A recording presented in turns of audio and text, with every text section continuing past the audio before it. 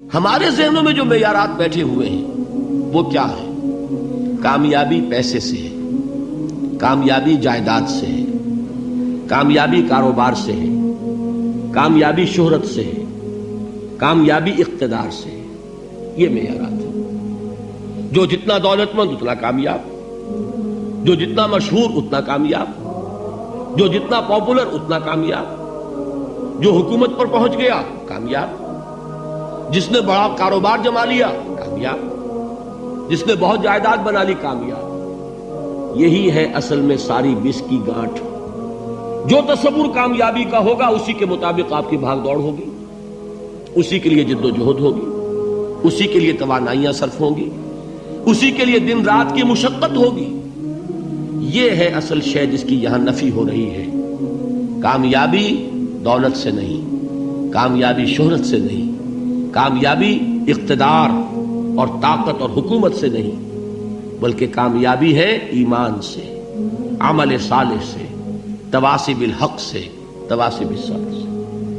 آپ غور کیجئے اس نقطہ نظر کا، اس ایٹیچیوڈ کا، یہ جو مینٹل ایٹیچیوڈ ہے اس کا بدل جانا ہی انسانی شخصیت کے اندر انقلاب برپا کرے گا. اب آپ کا نتیجہ کیا نکلا؟ اگر تو دولت سے کامیابی ہوتی تو قارون بہت کامیاب تھا، اگر حکومت سے کامیابی ہوتی تو فرعون اور نمرود بہت کامیاب تھے. کامیابی ان سے نہیں ہے. کامیابی انسان دولت میں قارون کی دولت تک پہنچ جائے اور دنیا میں دبدبہ اور اقتدار اور سلطنت اور حکومت کے اعتبار سے وہ نمرود اور فرعون کا مقام حاصل کر لے، وہ ناکام ہے، خائب ہے، خاسر ہے، برباد ہے. اور ابو ذر غفاری کامیاب ہے، چاہے ان کے پاس کچھ نہیں تھا، جھونپڑی تک نہیں تھی، کوئی گھر نہیں تھا. حضور نے فرمایا ہے اللہ کے کچھ بندے ایسے ہوتے ہیں جو کسی محفل میں جانا چاہیں تو انہیں اجازت نہ ملے، جو کہیں اگر رشتہ کرنا چاہے کوئی ان سے رشتہ کرنے کو تیار نہ، کہیں کوئی سفارش کرنا چاہے تو ان کی کوئی بات ہی نہ سنے. لیکن اللہ کے ہاں ان کا وہ مقام ہے کہ اگر بھولے سے بھی کسی بات پر قسم کھا بیٹھتے ہیں تو اللہ ان کے قسم کی لاج رکھتا ہے. یہ ہے فرق. یہ جان لیجیے اچھی طرح. اس بات کا مان لینا آسان، اس پر سبحان اللہ کہنا آسان، لیکن اس کے مطابق آپ کے اپنے ذہن کا بدل جانا بہت مشکل. اس لیے کہ ہم متاثر ہوتے ہیں اپنے ماحول سے. وہ بڑا محل ہے، دیکھ کر ایک دفعہ جھجری آتی ہے، وہ بڑی سی 20 فٹ لمبی کار سناٹے کے ساتھ آپ کے پاس سے گزر گئی.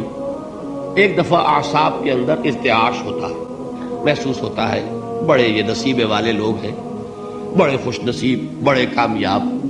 حالانکہ کچھ معلوم نہیں کہ یہی سب سے بڑی بد نصیبی ہو سکتا ہے کہ یہی سب سے بڑی ناکامی ہو. اگر ذہنوں میں یہ بات بیٹھ جائے کامیابی کس شے سے. یہی وجہ دیکھیے قرآن مجید میں بارہا آپ دیکھیں اولئک هم المفلحون، یہ ہے لوگ کامیاب ہونے والے. آج یہ آپ نے نماز میں وہ آیات سنی، یا ایھا الذین آمنوا ارکعوا واسجدوا واعبدوا ربکم وافعلوا الخیر لعلکم تفلحون.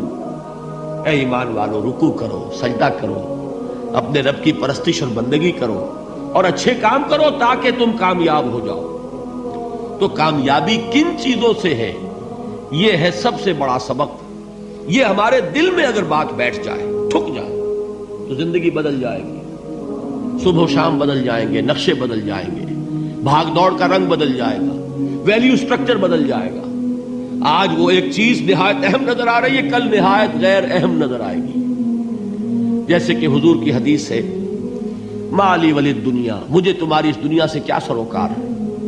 انما مثلی کراکب استظل تحت شجرۃ ثم راح فترکھا، میری مثال تو اس سوار کی سی ہے جو تھوڑی دیر کے لیے ایک درخت کے سائے میں ٹھہرتا ہے سستانے کے لیے، پھر وہ اپنا راستہ لیتا ہے. اسے اس درخت سے مستقل تعلق اس کا نہیں ہے، وہ اس کا گھر نہیں، وہ اس کی منزل نہیں.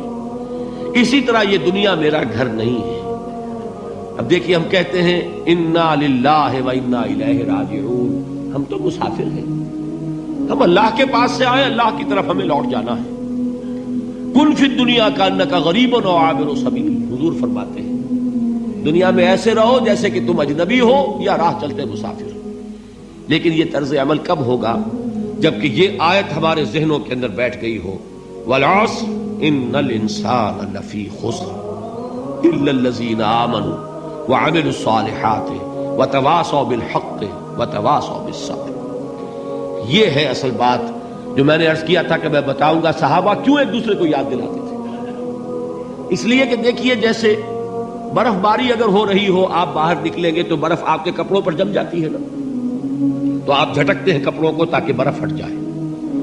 ہمارے ایمان پر اس دنیا میں رہتے ہوئے جب ہم متاثر ہوتے ہیں ماحول سے تو گردہ آ جاتا ہے، برف پڑ جاتی ہے، اس کو جھٹکتے رہنے کی ضرورت ہے۔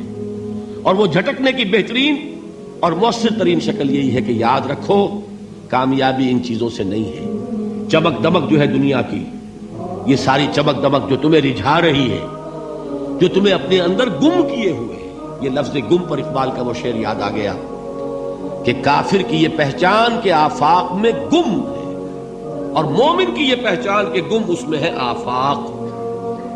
تم گم نہ ہو کر رہ جاؤ، اس میں مبہوت نہ ہو کر رہ جاؤ، مرعوب نہ ہو کر رہ جاؤ، دنیا ہی کی محبت تمہارے اوپر ڈیرے نہ ڈال دے، تمہارے دلوں کے اوپر مسلط نہ ہو جائے۔ لہذا تازہ کرتے رہا کرو، والعصر ان الانسان لفی خسر الا الذین آمنوا وعملوا الصالحات وتواصوا بالحق وتواصوا بالصبر۔ پھر یاد کر لو، پھر تازہ کر لو اپنے اس یقین کو کہ کامیابی دولت سے نہیں، کامیابی ثروت سے نہیں، کامیابی اقتدار سے نہیں، کامیابی شہرت سے نہیں، کامیابی جائیداد سے نہیں، کامیابی ہے ایمان سے، کامیابی ہے عمل صالح سے، کامیابی ہے تواصی بالحق سے، کامیابی ہے تواصی بالصبر سے۔